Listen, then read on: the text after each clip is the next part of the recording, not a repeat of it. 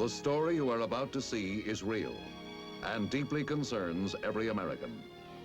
Take an area the size of New England, shift it more than 10,000 miles away.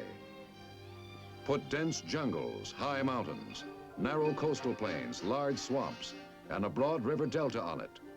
There you have the setting. Some 15 million people with ancient culture. 95% are lowlanders of northern origin, but intermingled with other immigrants from the surrounding areas.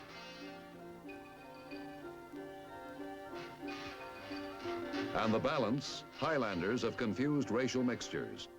There you have the cast. And the time is now.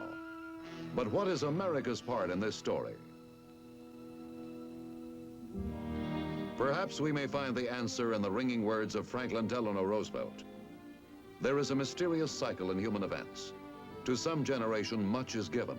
Of other generations, much is expected. This generation of Americans has a rendezvous with destiny. And we have come to another rendezvous, this time in Vietnam.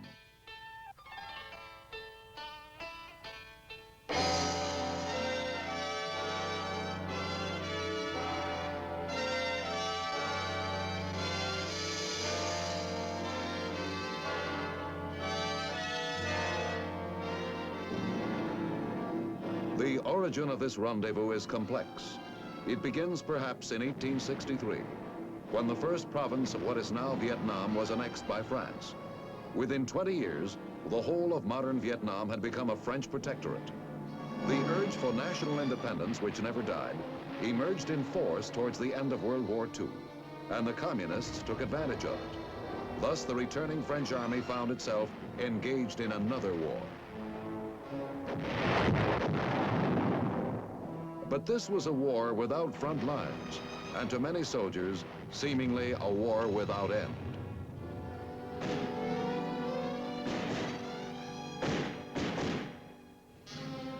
But on May 7th, 1954, with the fall of Dien Bien Phu, the so-called Indochina War did come to an end, a termination which left the new nation divided between a communist North and an anti-communist South.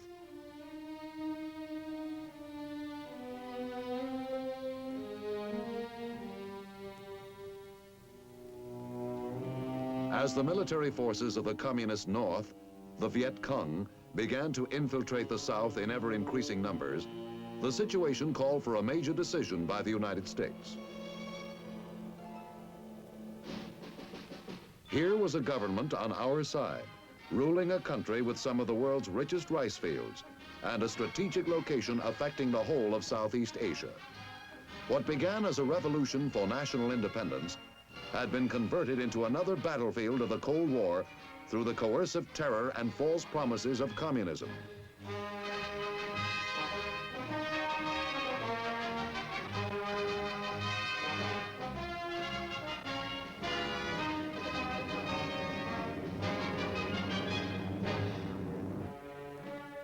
(1961) was the critical year, and our decision was that the anti-communist portion of Vietnam must get our full support. And so we came to Vietnam, Americans from the Army, the Air Force, the Navy, the Marine Corps, and civilians too, to advise and assist the government of South Vietnam. We face a rugged environment harboring an invisible enemy. Swamps, mountain, and jungle provide the communist with an almost impregnable fortress. The native population, persuaded by false promises or stricken with terror, becomes the enemy's human shield. And too often, the stolen fruits of their hard labor become the enemy's principal line of supply.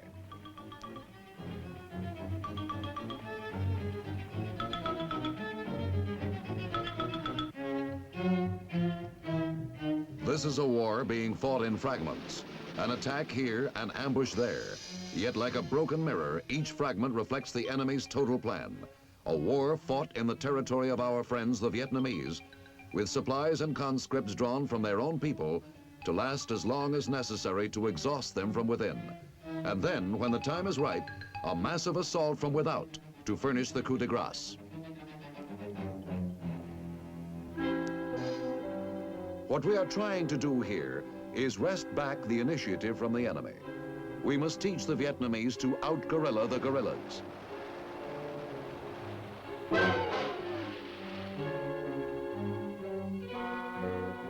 With skills and tactics developed by United States Special Forces experts at Fort Bragg in the United States, Vietnamese Rangers now can match the enemy at his own game.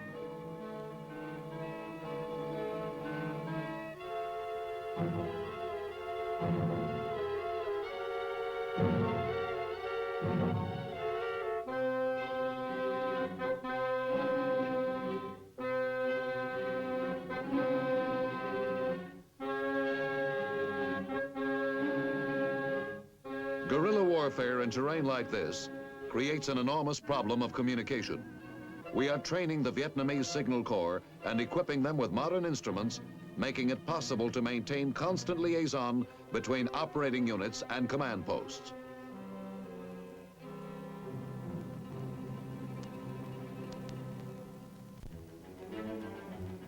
There are many here, Americans and Vietnamese, who believe that better communications are the key to the problem.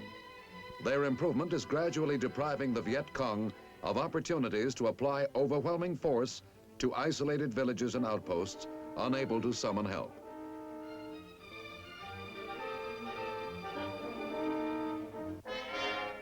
Half a dozen of these small hamlets make up a strategic village, each of which will soon be equipped with its own two-way radio facilities.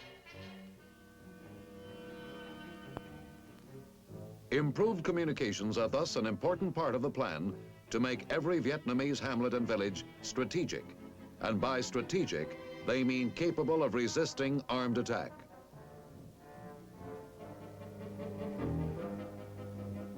With speedy communication, retaliatory action against Viet Cong surprise attacks can be swift and pinpointed.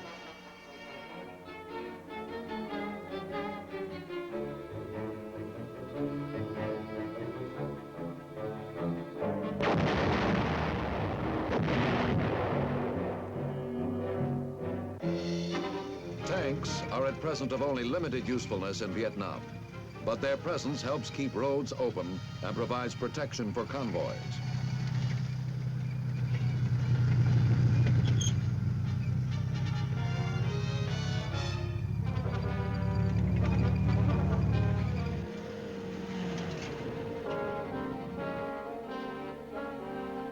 Guerrilla wars have a habit of growing into full-scale national wars. While fighting the very different tactics of guerrillas, no new nation can afford to neglect the strategy and tactics of conventional warfare, an error which the Vietnamese are careful to avoid.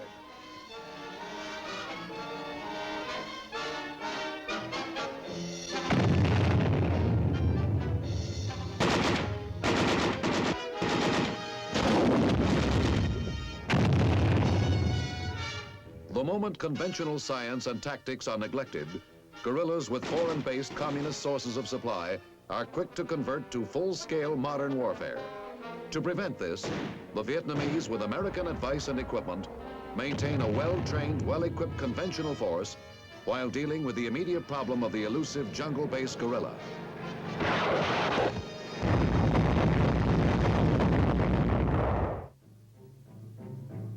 The different types of terrain in Vietnam have made the war into three wars. Each is fought on its own terms. First, in the Mekong River Delta south of Saigon. Second, on the high plateau and along the low coastal strips of central Vietnam. And third, in the jungles of northern mountains, which run into the area held by the Red regime of Ho Chi Minh. The rich and fertile land of the Mekong Delta is a flat country with 2,500 miles of waterways crisscrossing vast tracts of rice paddies and mangrove swamps.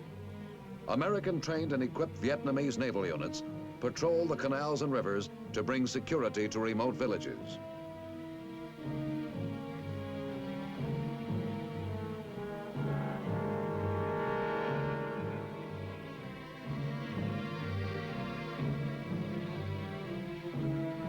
On broader waterways, larger and faster vessels are employed for such duty.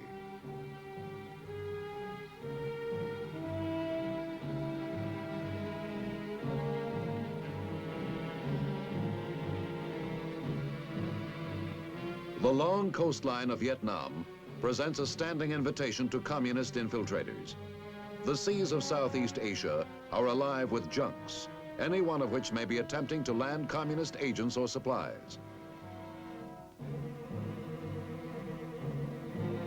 An extensive junk fleet of its own is maintained by the government of Vietnam to intercept and inspect all suspicious vessels.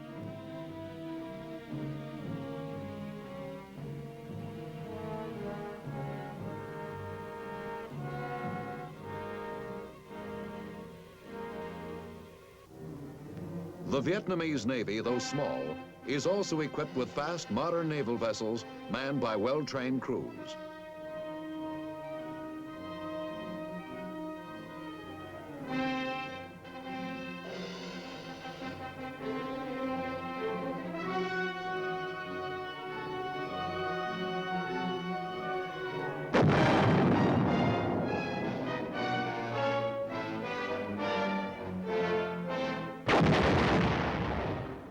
Vietnamese Marines, increasingly well-versed in United States military tactics, coordinate their power and skill with land and air forces in attack and pursuit.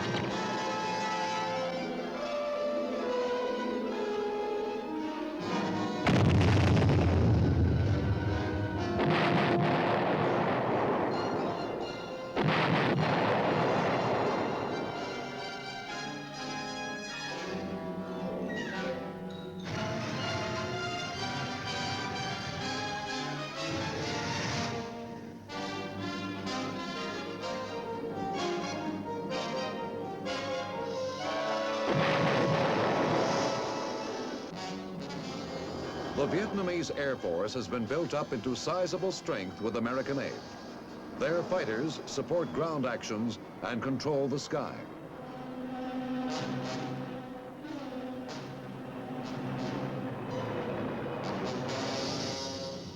Their transport craft drop troops and supplies to keep the Viet Cong on the run, to trap them in a net.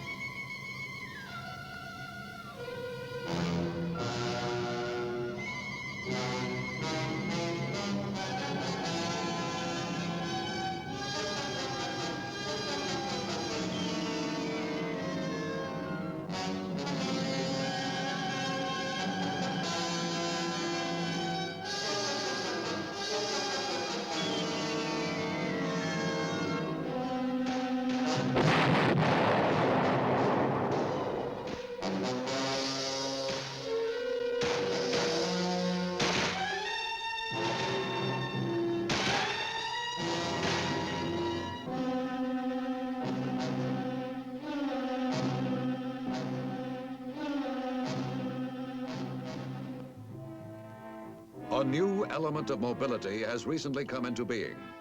The increasing use of American transport helicopters has made the enemy reluctant to travel or attack in large numbers. With the elusive Viet Cong moving stealthily through the swamps from concealed bases, speed is of utter importance in tracking down the attackers. Helicopter operations depend for their success on close coordination between Vietnamese regular army personnel, local intelligence sources, and American pilots.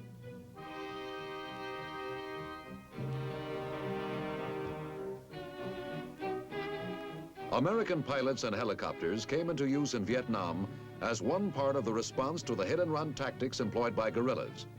The Americans' mission is not a combat mission, but one of transporting officers and fighting men of the Vietnamese army to places of sudden emergency.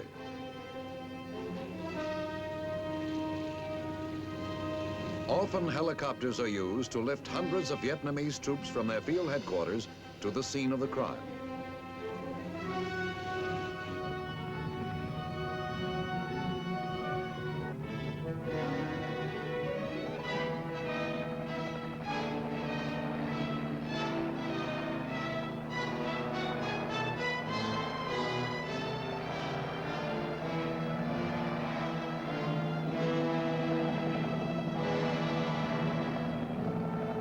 It is often a hazardous form of flying, but if remote villages are to be protected from guerrilla terrorists, it's a job which must be done.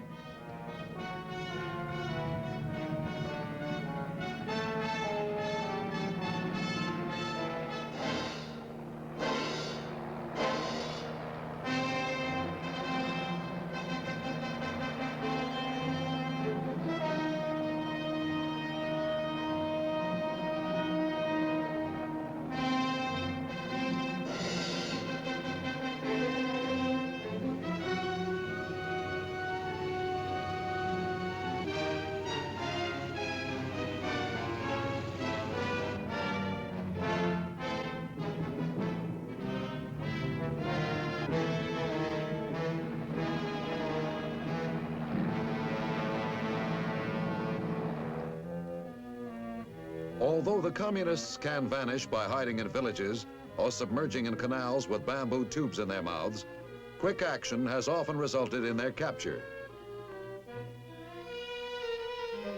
Communist agents and guerrillas are adept at concealing themselves. Some remote villages are literally honeycombed with secret tunnels and concealed caches of arms and ammunition.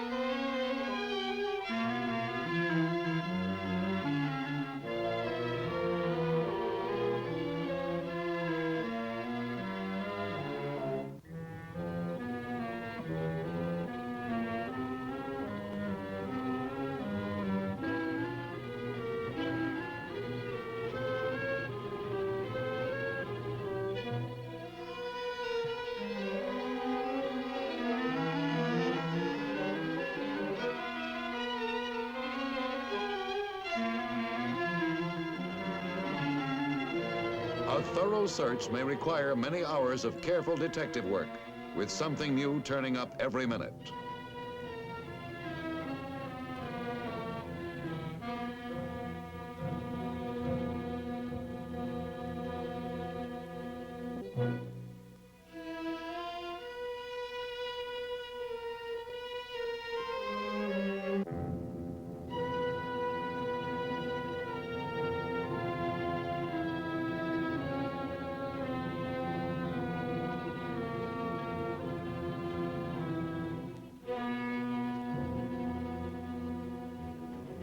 Helicopters also deliver supplies to isolated defenders in their mountain redoubts.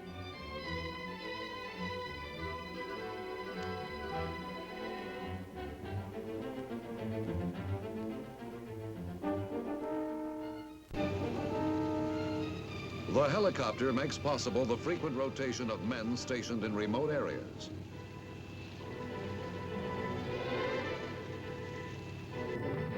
And for men in lonely outposts, baskets of chickens, ducks, and pigs dropped from heaven make all the difference between bare existence and a reasonable life.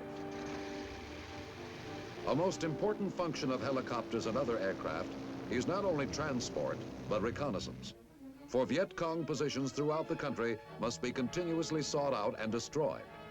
In such probing operations, The casualties suffered by the Vietnamese have averaged only a fraction of those inflicted upon the enemy.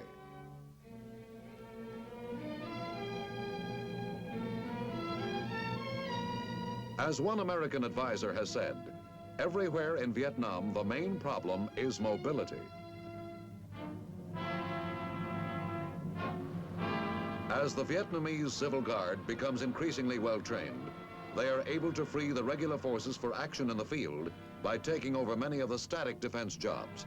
They guard bridges, rivers, and roads, and generally keep order and security in rear areas. In central Vietnam, nearly 40,000 square miles of sharp slopes and rugged mountains are some 10,000 square miles of flat farmland. Of it, none is more important than the Central Highlands. The Communist General Giap has said, to seize and control the highlands is to solve the whole problem of South Vietnam. It is a region which has been the object of the furious and incessant communist attacks. Today, however, American help in planning Vietnamese counteroffensives and an intensive program of psychological warfare to win the peasants has begun to slow the communist momentum. Americans are teaching both Vietnamese soldiers and volunteers from the villages techniques for patrolling surrounding jungles, flushing out the Viet Cong guerrillas before they can mount an attack.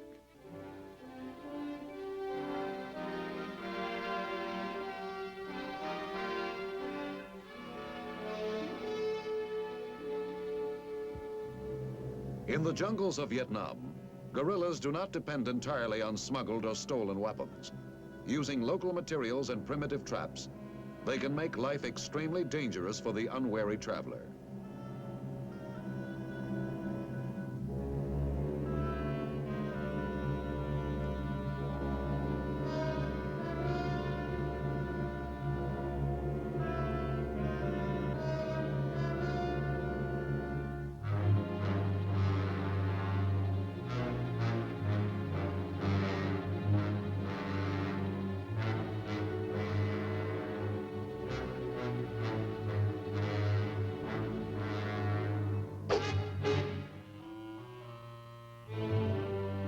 The Vietnamese and American advisors have initiated a vast program of relocation, moving isolated tribes into specially constructed and protected strategic villages.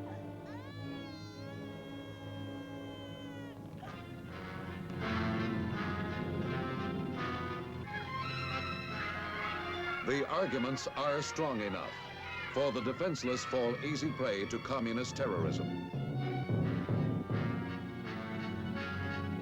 In the strategic villages, houses are enclosed by bamboo spikes, and fields are cultivated under the protective eyes of armed colleagues. Such methods deter the communists from attack and make infiltration extremely difficult. These newcomers are being trained by teams of Vietnamese and Americans, both military and civilian, to both rule and defend themselves. As the word spreads, thousands of these mountain people come down voluntarily. They burn their old houses and bring with them their livestock and personal belongings because they are tired of Viet Cong extortion.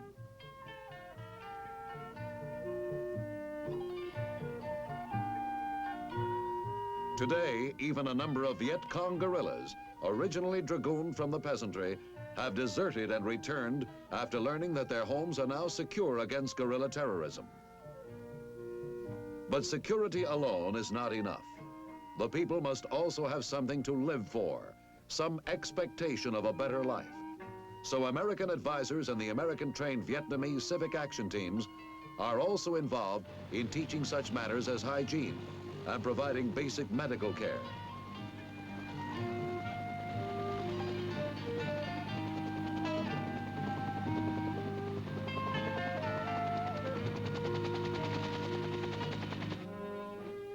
For intelligence work, the eyes and ears of the mountain tribesmen are invaluable. As American Vietnamese teams win them over to active collaboration with the free world, the situation of the communist guerrillas becomes ever more precarious. Our largest effort, however, remains the technical military advice we give to troops in the field and to the faculty and students of Vietnam's excellent military schools and training centers.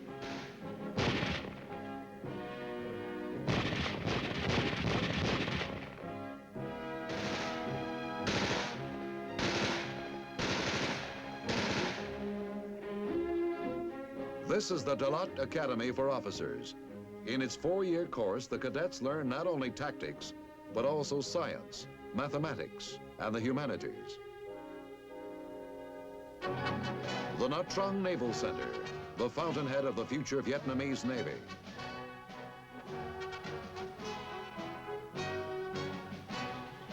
The Nha Trang Air Training Center, for training pilots, navigators, and ground crews.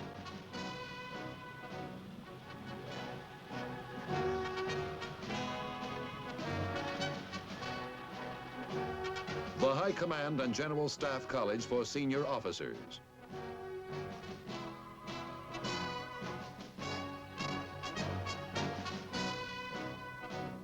Perhaps the American Military Assistance Program will leave its permanent mark by helping in establishing modern military schools in this country.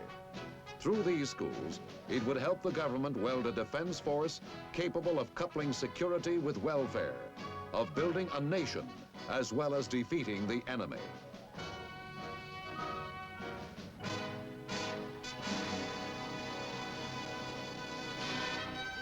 What leads us to our rendezvous with destiny in Vietnam is our deep concern with friendly nations everywhere, whenever they face communist subversion and aggression. As they continue their fight, we also help them to build, so that they will emerge out of their present struggle a strong and independent member of the free world.